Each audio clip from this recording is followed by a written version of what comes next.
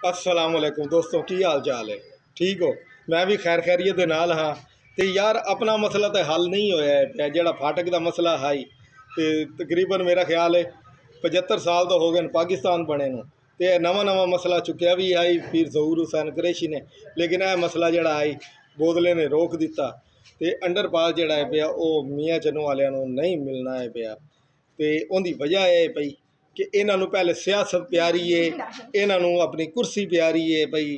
तो ये लोगों बिरयानी की लालच दे के ते इनाम की लालच दे के ते ना ये अपनी कुर्सी लेना चाहते हैं पे।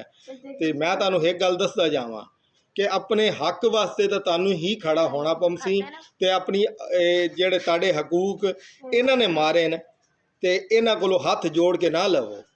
तो तुसी अपना हक लवन वास्ते अपने वोट का जोड़ा इस्तेमाल करना है पिया ना, तो यह सोच समझ के ते अखां खोल के अपने वोट का इस्तेमाल करो। तुहानूं पता होना चाहिए तुहाडे शहर दे नाल किहड़ा मुखलस है, किहने अच्छे काम कोई कर सकदा है ते तुहाडीआं परेशानियां दूर कर सकदा है पिया। तो अगर तुसी फोके नारियां दे उत्ते रह ते लोगों के पिछे पिछे चलते रह के फलां फलां जोड़ा है पिया मेरा यार बेली भी वोट पहंदा पिया, तो फिर तुसी रह जासो, फिर तुहाडे काम नहीं होने पे। फिर तुसी उन्होंने मिलना चाहसो वो तुहानूं ना लभसन ते ना मिलसन।